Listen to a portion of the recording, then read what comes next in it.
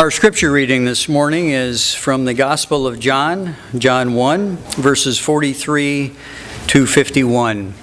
Let us prepare our hearts for the reading of this Holy Scripture. The next day, Jesus decided to go to Galilee. He found Philip and said to him, "Follow me." Now Philip was from Bethsaida, the city of Andrew and Peter. And Philip found Nathanael and said to him, "We have found about whom Moses in the law and also the prophets wrote, Jesus, son of Joseph from Nazareth." Nathanael said to him, "Can anything good come out of Nazareth?" Philip said to him, "Come and see." When Jesus saw Nathanael coming toward him, he said of him, "Here is truly an Israelite in whom there is no deceit." Nathanael asked him, "Where did you get to know me?" And Jesus answered, "I saw you under the fig tree before Philip called you." Nathanael replied, "Rabbi, you are the Son of God. You are the King of Israel." Jesus answered, "Do you believe because I told you that I saw you under the fig tree? You will see greater things than these." And he said to him, "Very truly, I tell you, you will see heaven opened and the angels of God ascending and descending upon the Son of Man." Thanks be to God for this reading.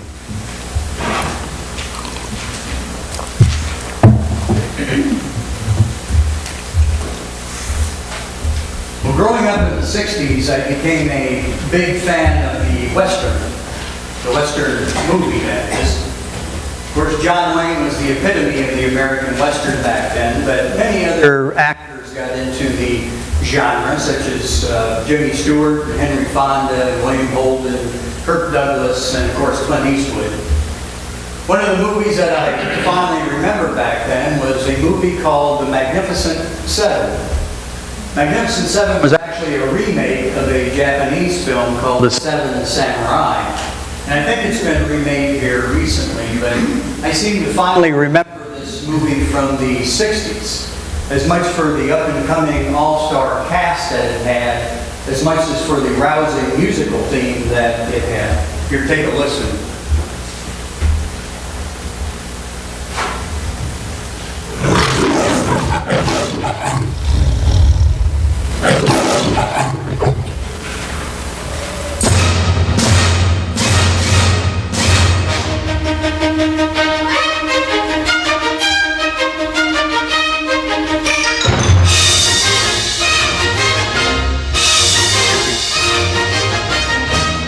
Now we can keep the movie if you, it's up to you. It contained a group of villagers that were south of the border, and they were being bullied, somewhat terrorized by a group of outlaws. So three of the villagers decide to go to the nearby town to see if they can be helped with this plight. And they run across the Yul Brynner character named Chris. Chris listens to their story, and it gets around to what they're going to offer him. The villagers say, "We are prepared to offer you everything from our village," which is pretty scant and pretty meager. But Chris responds saying that, "I've been offered a lot of things in my life, but never everything." So he decides to take on this mission, and he goes out and tries to find others, to where he gets pretty soon one, and then two, and then three, until they too become the seven, the Magnificent Seven. Now, the reason I bring up this story is because I had seen the movie recently, and this passage, when I read it, certainly reminded me of some similarities with this story. Certainly, we have Jesus that is starting his mission. Now, he's not starting the mission because of a group of ne'er-do-wells or being bullied, at least not yet anyway. So he's trying to enlist the aid of others. So he comes across Andrew in one passage, and he comes across Philip in this story. Philip and Andrew then continue to go out and try to find others until they soon have 2 and 3 and 4, and they too become the 12, the Magnificent 12, you might say. So there's some other similarities here. For one thing, either the men in the movie or these disciples really didn't know what they were going to get into, didn't know where they were going, they didn't know what the outcome would be, and they certainly didn't know what the reward would be. They just believed in a man and a mission. But I think there's some deeper things at work here. You see, in the movie, I don't think that the main purpose of the story was simply the call of these men. They were restless. They were good people, but they were just wondering. They were looking for some kind of a purpose that was greater than themselves. Could it also be that the disciples were in that same boat? And could it be that sometimes we are in the same boat as well? So let's jump into this passage of John 1, 43 to 51, and see what it says. Well, the first thing when I read this passage is it says that Jesus found Philip. And he says, what do you mean Jesus found Philip? Sometimes we think of the terms found as he located, but I don't think Jesus was trying to locate Philip. I think he probably knew where he was at any given time.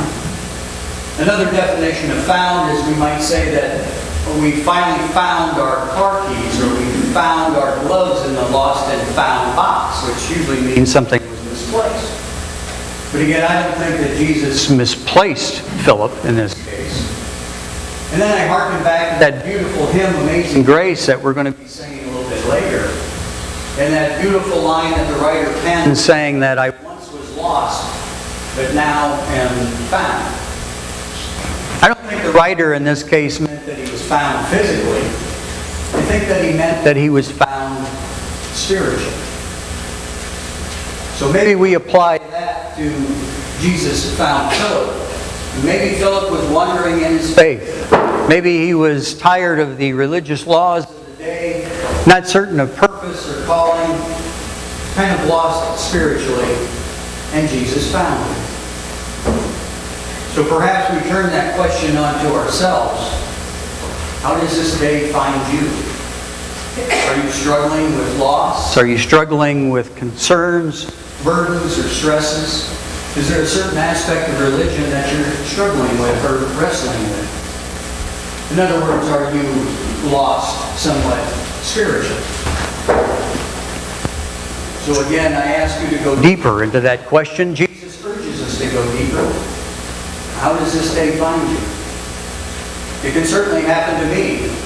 I feel like I'm pretty strong in faith, but I'm struggling a little bit lately with call and purpose, and direction, and trying to find my way from point A to point B. It can happen to pastors as well. Pastor Scott, Pastor Lisa may attest to this. And then certainly if there's a question in their denomination about a certain stance that they have compared to a personal stance, and how can I wrestle with this and reconcile it? So they could be struggling a little bit on their journeys. So again, how does this day find you? The next part of our passage says Philip finds Nathanael. Now we should reference here that Nathanael is only mentioned in the Gospel of John. The Gospels of Matthew, Mark, and Luke reference Bartholomew as the apostle, which we're probably most accustomed to. But it is believed that since they're a good friend of Philip, that both Bartholomew and Nathanael are the same. But we will continue to use Nathanael since that's the text that we're using this morning. So when it says Philip finds Nathanael, are we to assume then that Nathanael was also struggling in his faith? Well, we get a few more clues with Nathanael than we did with Peter. For one thing, Nathanael is sitting underneath a fig tree. Now that may not seem like a big deal, so he's sitting underneath a tree. So what? But there was some symbolic significance of the fig tree. For one, it was a symbol of prosperity. The sweet and abundant fruit that it grew certainly made it a symbol of prosperity. It was a symbol of security. Many people would seek out the shade of the large branches and leaves to be sheltered from the heat of the day, so from the elements. So a symbol of security. It was also tied back to the Old Testament, which I love because we can tie Old Testament and New Testament together. But it was a symbol from the Old Testament. It was the third tree mentioned in the Bible, right behind the tree of life and the tree of knowledge of good and evil. Adam and Eve made their first clothes from the leaves of the fig tree. So it was certainly a symbol tied to the Old Testament. But it was also a symbol of blessing. It was a symbol of blessing where people would go and sit underneath the fig tree and be in a state of prayer, of contemplation, and of reflection. So if we assume then that This is a state of blessing, a state of prayer, of contemplation, reflection. And we're introduced to Nathanael as first sitting under a fig tree. We can assume then that he was in such a state. But what is he in a state of contemplation about? Well, we get another clue when Philip comes up to him and says, Nathanael, I think I found the Messiah, the one that the Scriptures and the prophets and Moses spoke of. This Jesus of Nazareth, this son of Joseph. And Nathanael is skeptical. He scoffs. And he says, Nazareth. He goes, you grew up in Bethsaida. I grew up in Cana, which is almost like going to Mount Vernon. A stone's throw. I know people in Nazareth. I know Nazareth. What good has ever come out of Nazareth? So we get a feeling here that Nathanael is also restless. He's impatient. He's been told by John the Baptist that the Messiah is coming. He's ready to get this moving. And then here comes his good friend and says that Jesus is from Nazareth, when he knows the Scriptures talk about the Messiah coming from Bethlehem. So again, we get a feeling that Nathanael is also somewhat lost spiritually. But then a beautiful thing happens through Philip. We get an invitation. Jesus sees our struggles, he sees our doubts, he sees our challenges, and yet he provides us with an invitation. Philip simply says, come and see. 3 simple words. It's the same 3 words that Jesus used to a lot of his disciples. It's the same 3 words he used for Philip, and then Philip now uses with Nathanael. It's interesting here because we see Jesus certainly using Philip and Andrew to go out and find other disciples. But it's also interesting here what Philip doesn't do. He simply offers the invitation. He doesn't get into a long dissertation, a long discussion, a long debate on why he thinks Jesus is the Messiah. He simply gives him an invitation. And that's what a disciple's call is.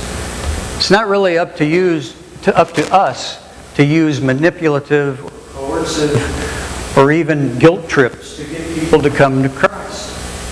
It's simply ours to offer an invitation to try to bring them there. And then let Jesus do the work within that person to try to make the change. Philip does offer this invitation.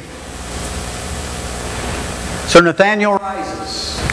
He trusts in his friend and he comes to Jesus. But before anything else is said, Jesus turns and says, truly, behold, here is an Israelite in whom there is no deceit.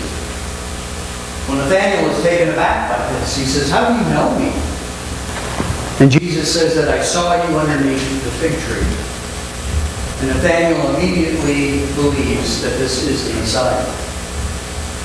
Now we have to assume here that the Scripture doesn't mean that Jesus physically saw him underneath the fig tree. We have to assume that Jesus saw him spiritually under the fig tree. Seeing him physically wouldn't have made any difference in the world. But Jesus knew his thoughts. He knew his impatience, his impertinence, his struggles, his challenges, his questions, and yet he still offers him an invitation. And so it is with us. Jesus knows us inside and out. He knows our questions, our doubts, our challenges, our concerns and our frustrations and our questions, and yet he still offers us an invitation. So Nathanael's eyes are opened, and Jesus is revealed to him. And that is the way with us. Oftentimes when we come to Christ with our struggles and our challenges, it is at that moment that Christ is revealed to us. Now one might ask the question, does Jesus really see people that are challenging and are asking questions and maybe have doubts? And maybe the best response I can do is give this story. There was a senior in high school who was filling out a college application.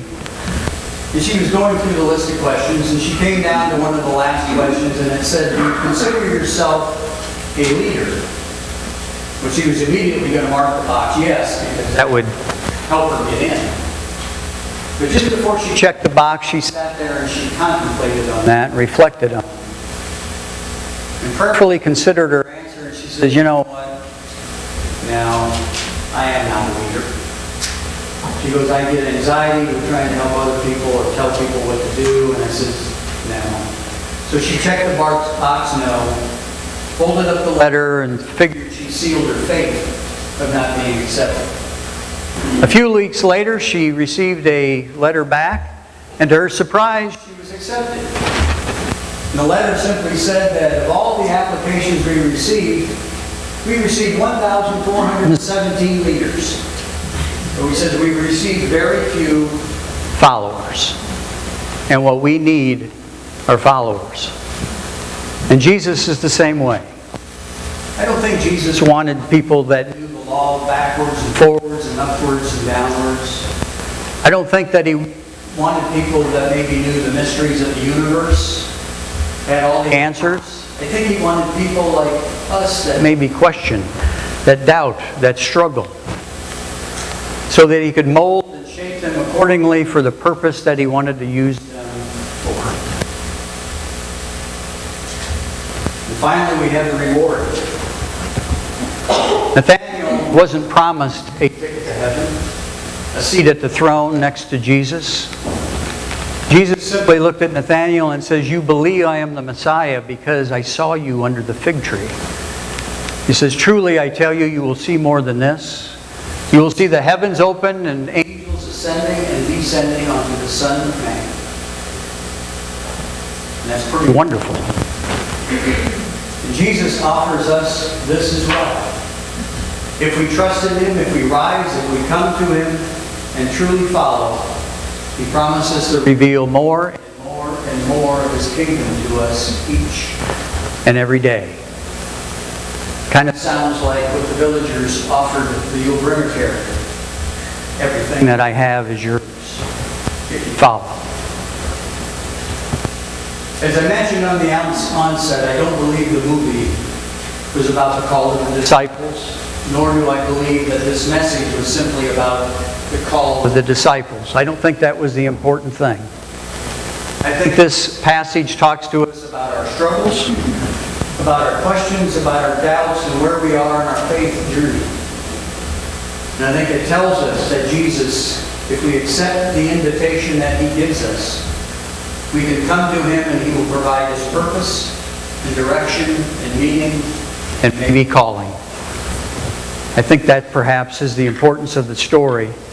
And maybe somewhere along that line on our journey, we too can joyously say, I too was once lost, but now am found. In His name we pray. Amen.